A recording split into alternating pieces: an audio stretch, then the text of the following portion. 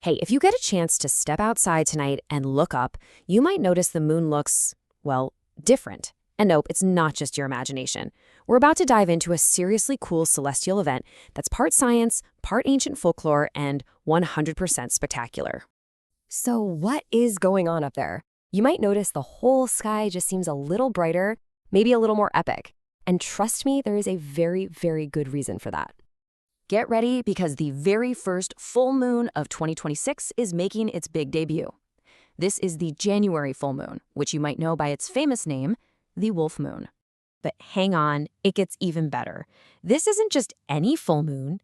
It's also a super moon, which means it is putting on an extra special show for all of us down here on Earth. And here's why you are definitely going to want to catch this one. This is our last chance to see a supermoon for a while. We won't get another one this awesome until late November. So yeah, now is absolutely the time to go look up. Okay, so we keep throwing around this word supermoon, but what does that actually mean? Let's get into the science of it, because it's pretty cool what's happening with our lunar neighbor tonight. It's really all about timing. You've got two things happening at once. You have a perfect full moon, and at the same time, the moon is reaching the closest point to Earth it'll get all month. When those two events line up, boom, you get a supermoon. You know, the moon's orbit isn't a perfect circle. It's more of an oval, right? So that means there are times when it's closer to us and times when it's farther away. That closest point is called perigee. That's our supermoon territory. And the farthest point? That's apogee, which gives us what some people call a micromoon. And being that close makes a real visible difference. A supermoon can look about 14% bigger in the sky compared to when it's at its most distant. It really fills up the sky. And it's not just bigger, it's a whole lot brighter too. We're talking about 30% brighter, in fact. That's what gives everything that incredible, almost magical glow on a supermoon night. All right, so that covers the super part of the equation. But why a wolf moon? Where did that name come from? Let's dive into the folklore, because this is where the story gets really interesting. So this name goes way back, coming from early Native American and colonial traditions. As the Farmer's Almanac points out, people heard wolves howling on these cold winter nights and just figured, well, they must be hungry. But here's the twist. That idea, as old as it is, isn't actually true. So if they aren't howling because they're hungry, why do they do it? The real reason is honestly so much cooler.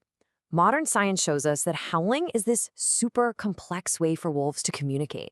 It's like a social rally call to bring the pack together, or a way to coordinate before a hunt.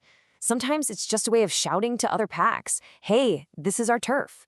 It has nothing to do with being hungry and, surprise, nothing to do with the moon itself.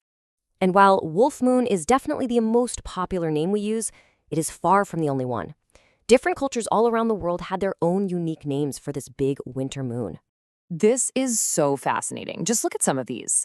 The Assiniboine people called it the center moon because it marked the middle of the cold season. Makes perfect sense. The Dakota called it the severe moon, which, yeah, pretty accurate for the dead of winter. I kind of love the Celtic stay-home moon. Seems like pretty solid advice for a cold January night. And for the Anglo-Saxons, it was simply the moon after Yule. Okay, you've got the science, you've got the folklore. Now for the really important part. How can you get the best possible view of this incredible sight? It's actually super easy. Your best chance is to look on the evenings of January 2nd and 3rd. Right around sunset, just turn and face the eastern horizon. You'll see it rising, and you should be ready for a massive, brilliant moon. Oh, and as a little bonus, there's a special guest making an appearance too.